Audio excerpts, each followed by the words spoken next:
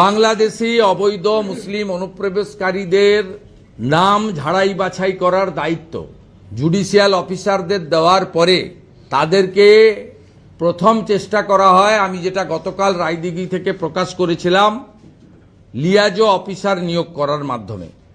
Liaison officer তো নিয়োগ করার কোনো প্রভিশন নেই। সেক্ষেত্রে দ্বিতীয় পন্থা নিয়েছে জামাতিরা।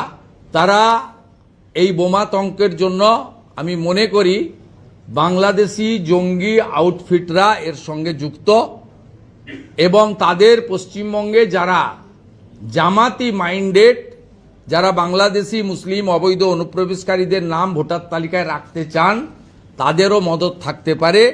এই বিষয়ে এনআইএ-কে এই বিষয়ে তদন্ত করে দেখা উচিত। শুধুমাত্র কলকাতা পুলিশ বা পশ্চিমবঙ্গ পুলিশ তথা মমতা পুলিশকে দিয়ে এই তদন্ত করলে হবে না।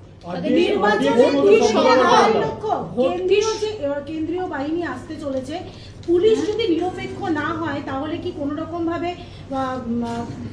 পুলিশ কোনোভাবেই নিরপেক্ষ নয়। পুলিশ যা যা প্রত্যেক দিন করছে তার খণ্ডচিত্র, উচ্চ মাধ্যমিক পরীক্ষা চলছে, গোটা রাজ্যে 163 ধারা আছে।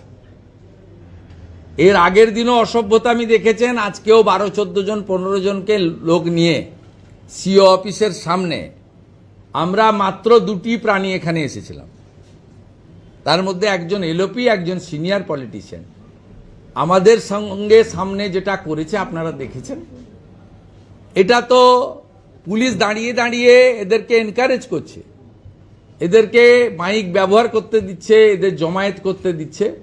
তাই এইখানে যদি রাজভবনের কাছে, অ্যাসেম্বলির কাছে, সিও অফিসের সামনে যদি এই অবস্থা হয়, তাহলে তো ক্যানিং ভাগড়ে, শীতলকুচি সিতাইতে, বসিরহাটে সন্দেশখালিতে কি অবস্থা সহজেই অনুমেয়। তাহলে এই পরিস্থিতিতে কি বিধানসভা নির্বাচন শান্তিপূর্ণ হতে পারে?